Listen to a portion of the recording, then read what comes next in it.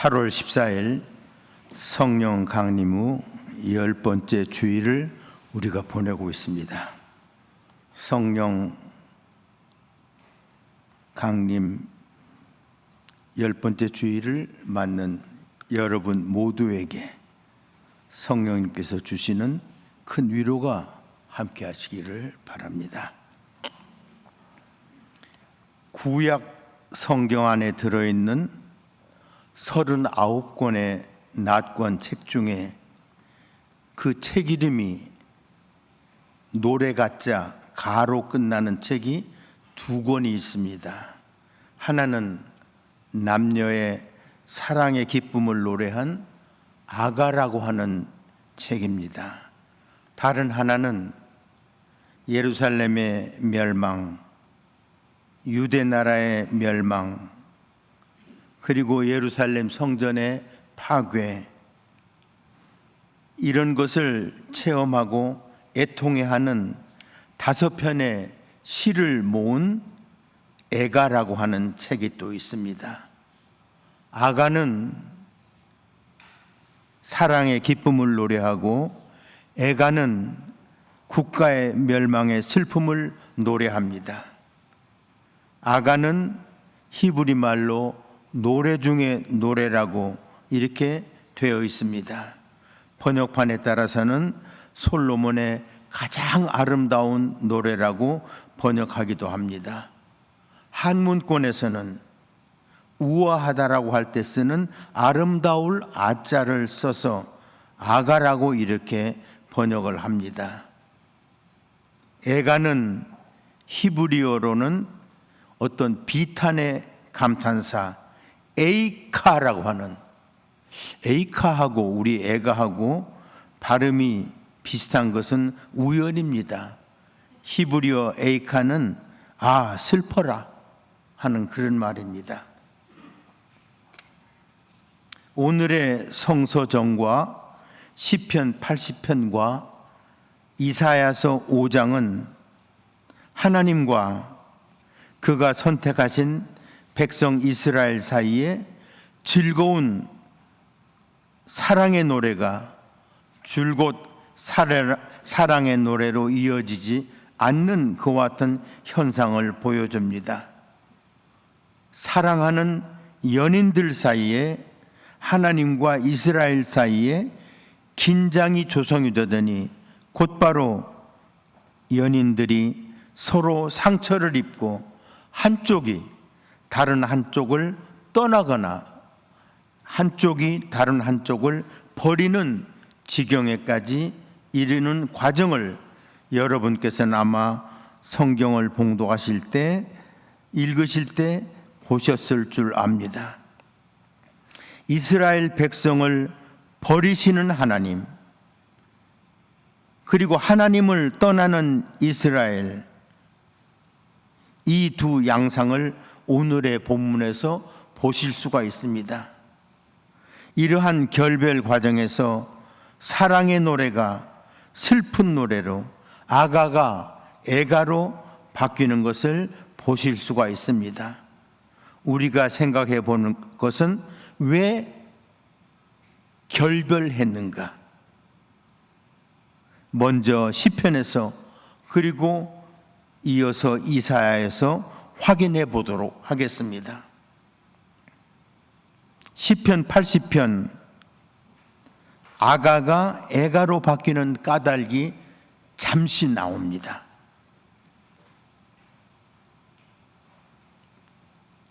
하나님께서 가나안 땅 옥토로 일구시고 이집트에서 뽑아온 포도나무 이스라엘을 그 땅에 심습니다. 하나님께서 친히 땅을 갈고 그 포도나무가 뿌리를 잘 내리도록 가꾸십니다. 드디어 그 포도나무가 가나안 온 땅을 가득 채웁니다. 산마다 포도나무 그늘로 덮이고 울창한 백향목도 포도나무 가지로 뒤덮일 정도였습니다. 드디어 포도 가지가 지중해 연안으로 뻗고 더 멀리 유프라테스 강까지 뻗습니다. 하나님과 이스라엘의 미로를 말하는 시편 80편의 전반부 사랑의 노래에 해당합니다. 그런데 이스라엘이 대경 실색하는 상상 밖의 일이 벌어집니다. 이해할 수 없는 하나님의 분노로 이스라엘 주변 국가들이 이스라엘을 침략하고 이스라엘이 생산한 양식을 전부 다 약탈해가고, 그래서 이스라엘이 부르짖습니다. 어찌하여 주님께서는 울타리를 부수시고 길을 지나가는 사람마다 그 열매를 따먹게 하십니까?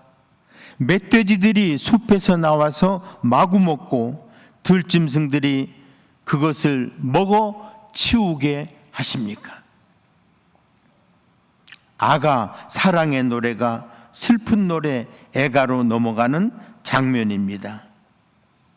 그런데 이스라엘이 부르짖는 말 중에 이런 말이 있습니다.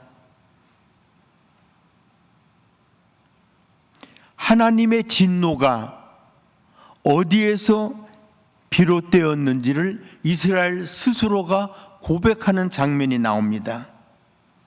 이제부터 우리가 주님을 떠나지 않을 것이니까 이제는 주님의 이름을 부르며 주님을 예배할 수 있도록 우리에게 새 힘을 주시기를 바랍니다. 하나님과 이스라엘 사이를 이어주던 사랑의 관계가 단절된 것은 이스라엘이 하나님을 떠났던 것이라고, 이스라엘의 배신이었다고 이스라엘이 스스로 고백하고 있습니다. 도대체 이스라엘이 하나님 앞에서 어떻게 했기에 이스라엘 스스로가 우리가 주님을 떠났었습니다 이렇게 고백하고 있는지를 우리가 또 한번 보도록 하겠습니다. 아가가 애가로 바뀌는 까닭 이사야에서 먼저 한번 본 다음에 함께 보도록 하겠습니다. 예언자 이사야에게서도 사랑 노래 아가가 슬픈 애가로 바뀌는 예를 볼 수 있습니다. 오늘의 구약 성서정과 이사야서 5장에서 우리는 그것을 확인할 수 있습니다. 기름진 언덕에 포도원을 가꾸었는데 땅을 일구고 돌을 골라내고 좋은 포도나무를 심었는데 그 한가운데 망대를 세우고 거기에 포도주 짜는 틀, 포도주 짜는 곳도 파놓고 그리고 좋은 포도가 맺기를 기다렸는데, 여기까지는 사랑 노래입니다. 그런데 긴장이 감돕니다. 포도원 노래는 이렇게 말합니다. 좋은 포도가 맺기를 바랐는데, 기다렸는데, 그런데 열린 것은 들포도, 먹지 못할 들포도, 신포도 뿐이었다. 이 말로 일단 한 단락이 애가가 시작이 됩니다. 하나님이 말씀하십니다. 예루살렘 주민들, 유다 사람들, 이제 다 나와서 나와 이스라엘 사이에서 너희들이 판단해 봐라. 내가 이스라엘에게 무엇 하나 부족하게 한 것이 있느냐? 나는 포도원을 가꾸면서 내가 빠뜨린 것이 무엇이냐? 내가 하지 않은 일이라도 있었느냐? 내가 정성을 기울여서 포도를 가꾸었는데, 그리고 좋은 포도가 맺기를 기다렸는데 어찌하여 들포도 신포도가 열리고 말았느냐. 이스라엘이 좋은 포도 열매 맺지 않고 들포도 신포도 열매를 맺었다는 것이 무슨 말입니까? 그 벌이 엄청납니다. 이제 이 포도원 이스라엘에 무슨 일이 일어나는지를 보십시오. 내가 너희를 보호하던 모든 보호장치를 해체해버리겠다. 울타리를 걷어치워서 그 밭을, 너희들의 땅을 못쓰게 만들고 담을 허물어 아무나 그 밭을 짓밟게 하겠다. 내가 그 밭을 황무지로 만들겠다. 가지치기도 못하게 하고 김을 매지도 못하게 하며 너희 밭에서는 찔레나무와 가시나무만 자라게 하겠다. 내가 또 구름에게 명해서 그 위에 비를 내리지 못하게 하겠다.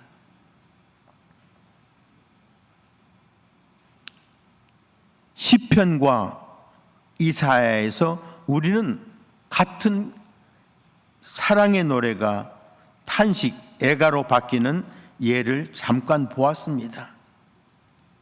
그리고 그 원인이 이스라엘 쪽의 언약 파기라고 하는 것을 우리는 짐작하게 됩니다.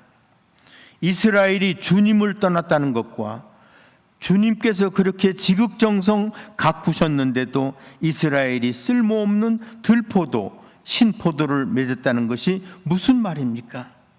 이스라엘이 주님을 떠났다는 것이, 주님께서는 어떤 배신감을 느꼈겠습니까?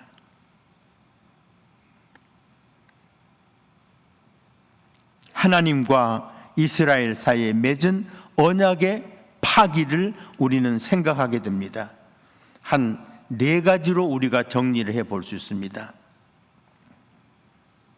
하나님께서 아브라함을 부르시고 아브라함의 후손이 민족이 되게 하고 그 민족이 아주 우수한 강한 민족이 되게 하신 까닭은 이스라엘을 통해서, 아브라함의 후손을 통해서 전 세계 모든 민족이 하나님이 주시는 복을 받도록 그렇게 하나님께서 아브라함을 부르셨는데, 다윗이 왕이 되어서 한 일이 뭡니까?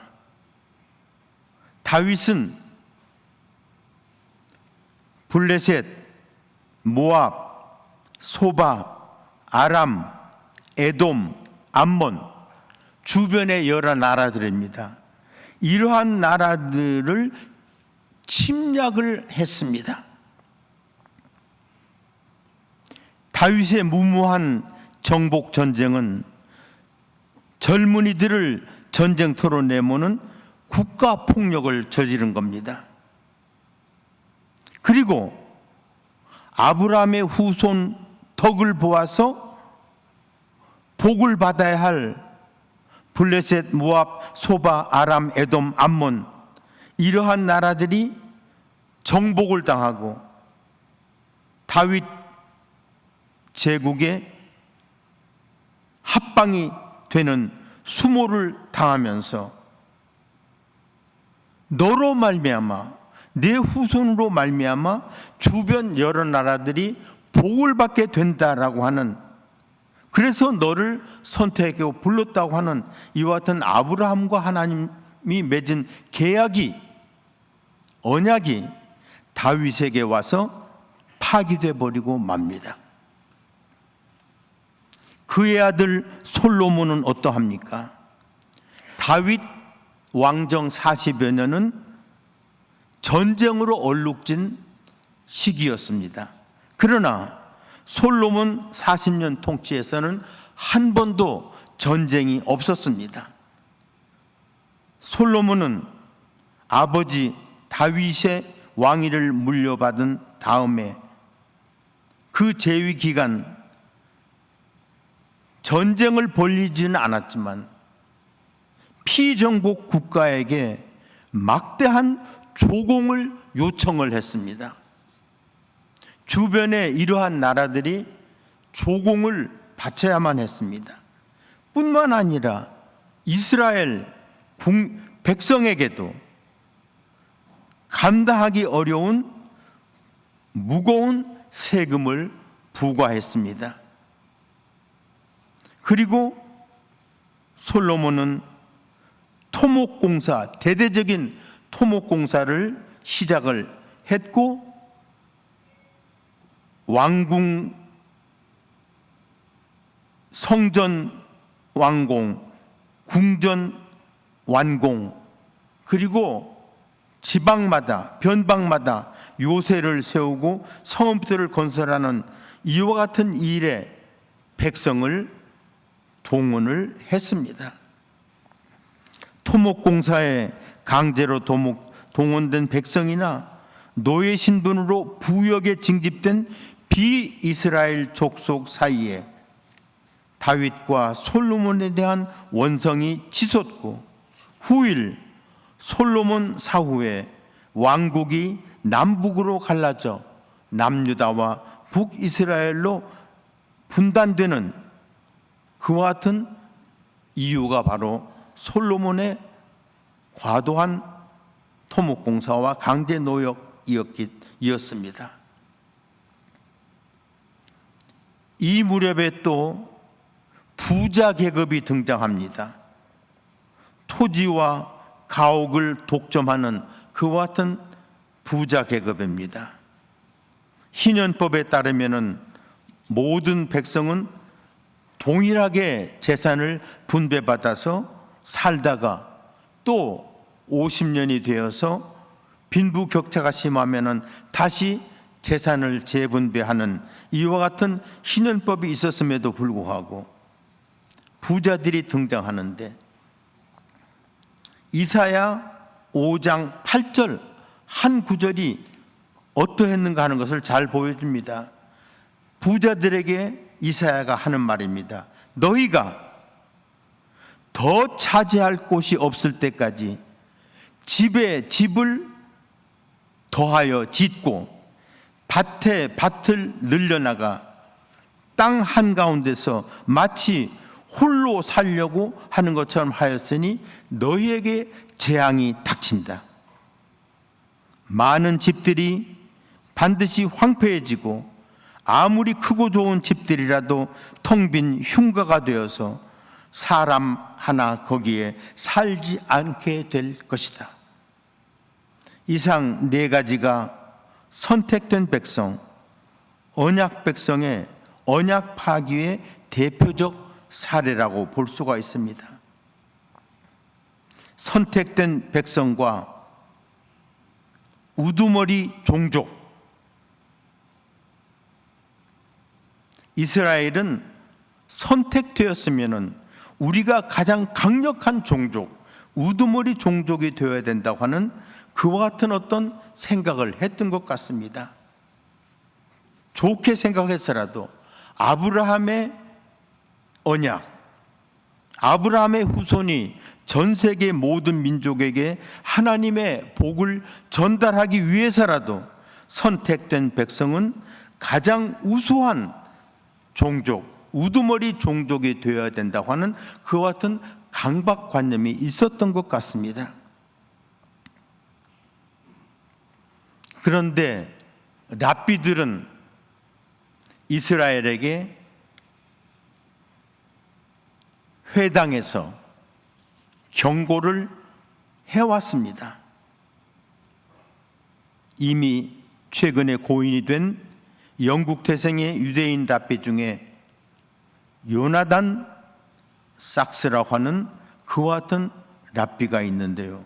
그 랍비가 죽기 직전에 쓴 그의 책에서 랍비 전통에서 우리 이스라엘의 잘못을 반성한 것을 요약을 이렇게 했습니다. 제가 인용을 하겠습니다. 선택된 백성은 우두머리 종족과는 반대되는 개념이다. 첫째로, 선택된 백성은 종족이 아니다.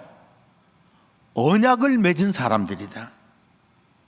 둘째로, 선택된 백성이 존재하는 까닭은 하나님을 섬기기 위한 것이지 다른 민족을 지배하기 위한 것이 아니다. 이렇게 두 가지로 요약하면서 우두머리 종족은 자신을 찬양하고 예배하지만 선택된 백성은 자기 너머의 그 무엇을 예배한다. 우두머리 종족은 권력의 가치를 두지만 선택된 백성은 힘없는 사람들을 돌본다.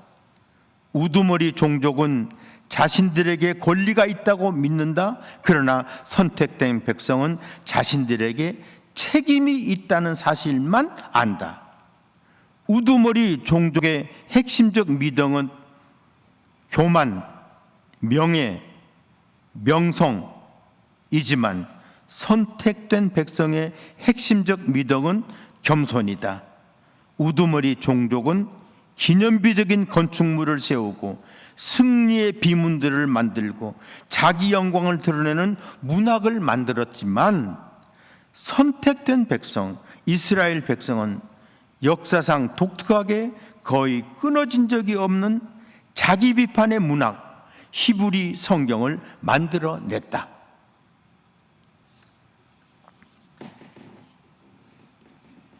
이사야 때 이스라엘이 풀기 어려운 숙제를 또 받았습니다.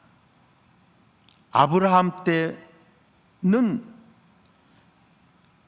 이스라엘이 전 세계 모든 민족에게 하나님의 복을 전달하는 그와 같은 복의 통로가 될 거다 하는 그와 같은 약속과 언약이 있었지만 이사야는 19장에서 23절과 24절에서 아브라함의 이 언약을 더 확대 해석하고 있습니다. 이스라엘이 선택을 받았는데 이제 이스라엘은 철천지 원수지간인 이집트와도 화해를 하고 북이스라엘을 멸망시켰던 아시리아와도 화해를 하고 이 세 나라가 화해를 한 다음에 전 세계 모든 민족이 이 세 나라를 통해서 하나님의 복을 받도록 해야 된다. 이런 메시지를 이스라엘에게 주었어요. 그러나 이스라엘이 이것을 받아들이기는 참 어려웠습니다. 그날이 오면은 이스라엘과 이집트와 아시리아 이 세 나라가 이 세상 모든 나라에 복을 주게 될 것이다. 만군의 주님께서 이 세 나라에 복을 주시며 이르시기를 나의 백성 이스라엘, 이집트야, 내 손으로 만든 아시리아야, 내 소유 이스라엘아, 복을 받으라 하실 것이다. 이 본문을 감당할 수가 없었어요. 그래서 기원전 1세기, 2세기 그 무렵에 번역된 70인역, 그리스어로 번역된 70인역 성경에서 이스라엘 사람들이 이 부분을 어떻게 번역했느냐면 이렇게 번역했어요. 내 백성 이집트야가 아니고 내 백성 이집트에 살고 있는 이스라엘 교민들아, 내 손으로 지은 아시리아가 아니고 내 손으로 지은 아시리아에 살고 있는 이스라엘 교민들아, 그리고 내 소유 이스라엘아, 너희들이 복을 받고 너희들이 온 세계 모든 민족에게 복을 전달하는 백성이 되어라. 이렇게 성경 본문을 고쳐 읽을 정도로까지 지금도 히브리어 본문을 이스라엘 사람들이 이렇게 고쳐 읽습니다. 지금이 8월입니다. 내일이 광복절 77주년입니다. 오늘은 남북 평화통일 공동기도주일입니다. 조선민주주의인민공화국, 일본국, 대한민국 이 세 나라가 화해를 하고 함께 연합하여 세계 평화에 공헌할 날이 올 수 있을까요? 긍정적으로 기대하고 노력하는 그와 같은 삶과 부정적으로 생각하고 포기하는 삶이 아마 상당 기간 함께 나란히 지속될 것 같습니다.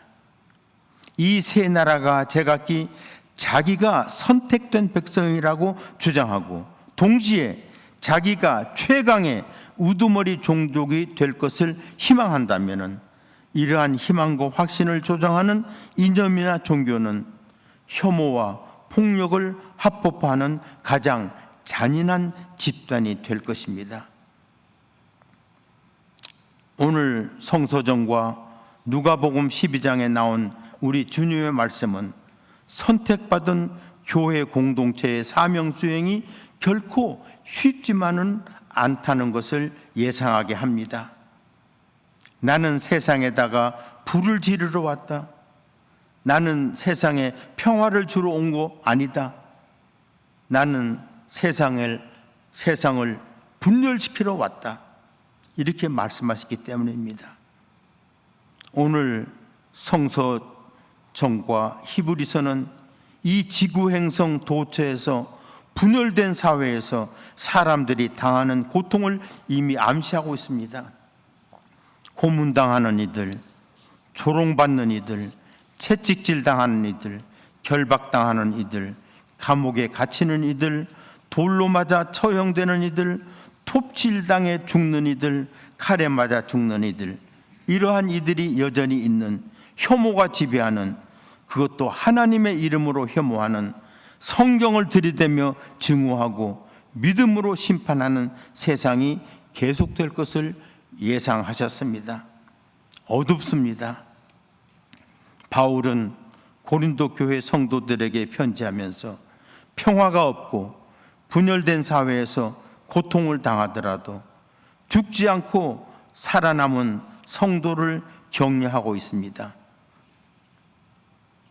고린도전서 3장 15절에서 만일 우리가 애써 이룩한 공적이 불타버리면 그것은 큰 낭패일 것이다. 그러나 그러한 불길 속에서도 우리가 죽지 않고 살아남는다면 이것은 구원받은 것이다.